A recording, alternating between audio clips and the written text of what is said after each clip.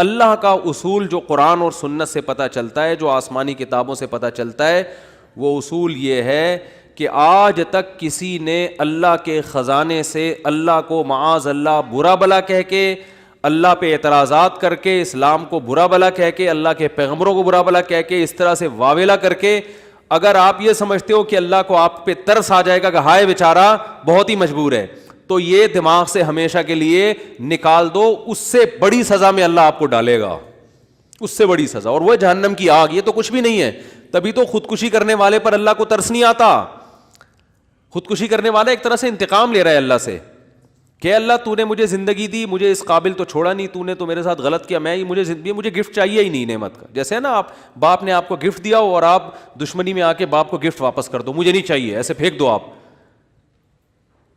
تو ہو سکتا ہے باپ کا یہ اصول ہو, وہ پھر بھی وہ کہے نہیں میرا بیٹا ایسا نہیں, لیکن اللہ کا اصول نہیں ہے.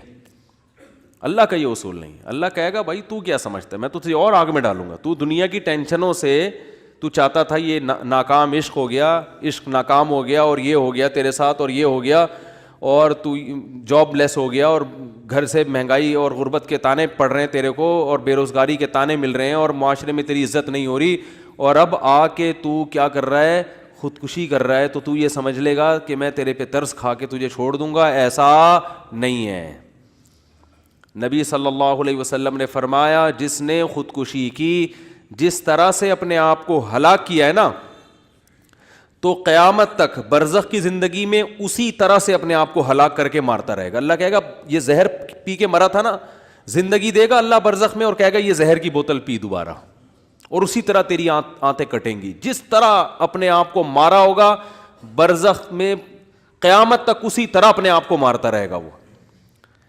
یہ بہت بڑی غلط فہمی ہے کہ ہم واویلا کر کے اللہ کو اپنی طرف متوجہ کر سکتے ہیں, ہم زبردستی کر کے اللہ کو اپنی طرف مائل کر سکتے ہیں.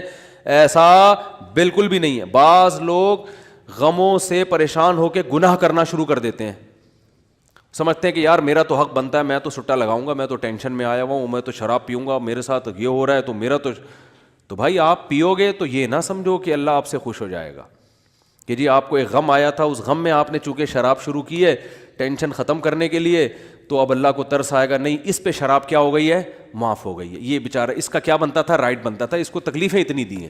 ایسا نہیں ہوگا بھائی, اس خوش فہمی میں مبتلا مت ہونا.